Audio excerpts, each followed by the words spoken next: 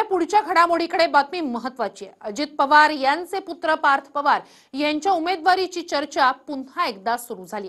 भारत भालके यांच्या निधनानंतर रिक्त झालेल्या पंढरपूरच्या जागेसाठी पार्थ पवार यांचं नाव पुढे केलं जात आहे।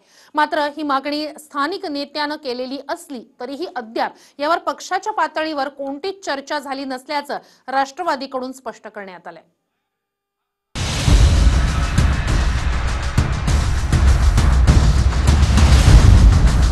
लोकसभेला ज्या पार्थ पवारांच्या उमेदवारीवरून मोठा गहजब झाला होता, त्याच पार्थ पवारांची उमेदवारी पुन्हा एकदा चर्चेत आली आहे।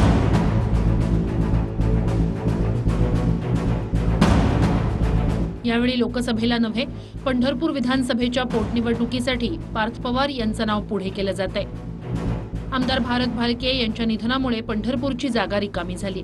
त्यामुळे आठवड्याभरापासून राष्ट्रवादीकडून भालकेंच्याच कुटुंबाला संधी दिली जाते की त्याऐवजी दुसरा उमेदवार आणला जातो याची चर्चा सुरू होती। मात्र त्याच दरम्यान माजी आमदार औदुंबर अण्णा पाटील यांचे नातू अमरजित पाटील यांनी पार्थ पवारांना उमेदवारी देण्याची मागणी करत नव्या चर्चेला सुरुवात केली आहे। साहेब असतील, अजितदादा असतील, ताई असतील आणि सर्व पक्ष असेल, या पक्षाचं गांभीर्यपूर्वक लक्ष या मतदारसंघाकडे राहील आणि या मतदारसंघाचा जो विकासाचा बॅकलॉग आहे तो येत्या काही वर्षातच भरून निघेल असा आम्हाला विश्वास वाटतो। म्हणून आम्ही पार्थदादा पवार यांनी ही निवडणूक पंढरपूर मंगळवेढा मतदारसंघातून लढवावी अशी आम्ही मागणी पक्षाकडे केलेली आहे। तसं पत्र मी आदरणीय पवार साहेबांना पाठवलेलं आहे। पंढरपूर मतदारसंघात मंगळवेढ्यातीलही काही गावांचा समावेश झालाय। त्यामुळे गेल्या काही काळात इथे राष्ट्रवादीनं घट्टपणे पाय रोवलेत। शिवाय भालकेंना मानणारा मोठा वर्ग ही राष्ट्रवादीसाठी जमेची बाजू आहे। पण भारत भालकेंच्या निधनानंतर त्यांचे पुत्र भगीरथ भालके यांनाही उमेदवारी देण्याची मागणी केली जाते। म्हणूनच भगीरथ भालकेंच्या उमेदवारीचं समर्थन करणाऱ्या तरुणांनी पार्थ पवार यांच्या उमेदवारीला विरोध केलाय। पार्थ पवारांना जर का उमेदवारी दिली गेली तर विजयसिंह मोहिते पाटलांचा जसा 2009 साली पराभव झालेला आणि नेते विरुद्ध जनता अशी ती इलेक्शन झालेली होती, त्याचप्रमाणे ही इलेक्शन होईल। आदरणीय साहेबांनी, आदरणीय दादांनी या लोकभावनेचा आदर ठेवावा आणि पंढरपूर मंगळवेढा विधानसभा मतदारसंघाचा ज्या व्यक्तीला जबरदस्त अभ्यास आहे अशा व्यक्तीलाच उमेदवारी द्यावी आणि लोकभावनेचा आदर ठेवावा। दरम्यान पार्थ पवार यांच्या उमेदवारीबाबत कोणतीही अधिकृतपणे चर्चा झालेली नाही। तसा कोणताही प्रस्ताव प्रदेशाध्यक्ष म्हणून माझ्याकडे आला नाही अशी माहिती जयंत पाटील यांनी दिली आहे। दुसरीकडे मागणी झाली म्हणून लगेच निर्णय होत नाही, पक्षच अंतिम निर्णय घेतो अशी प्रतिक्रिया रोहित पवार यांनी दिली आहे। पार्थ पवारांना उमेदवारी देण्याचे संकेत आहेत, आपण प्रदेशाध्यक्ष आहात, काय सांगाल? मी पक्षाचा अध्यक्ष आहे अशी कोणतीही चर्चा माझ्या स्तरावर झालेली नाही।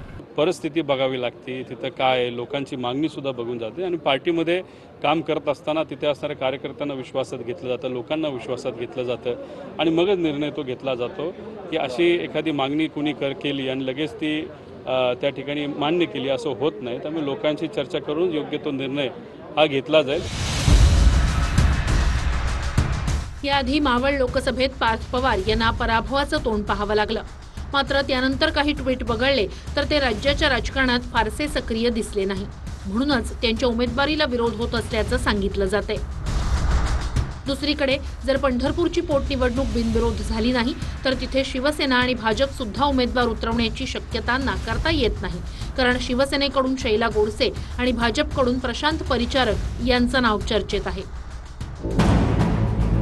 जर पंढरपूर विधानसभेचा इतिहास पाहिला तर इथला मतदार नेहमी स्थानिक उमेदवाराच्या पाठीशी उभा राहतो। खुद्द राष्ट्रवादीनंच याचा अनुभवही घेतलाय। याआधी भारत भालकेंविरोधात राष्ट्रवादीनं विजयसिंह मोहिते पाटील यांना उमेदवारी दिली होती। मात्र मोहिते पाटलांना पराभूत करून भारत भालके जायंट किलर म्हणून पुढे आले।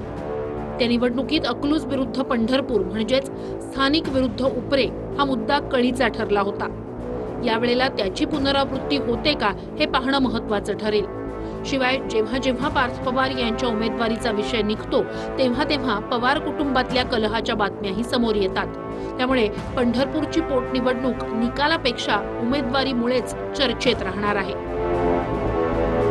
रवी लव्हेकर, TV9 मराठी, पंढरपूर।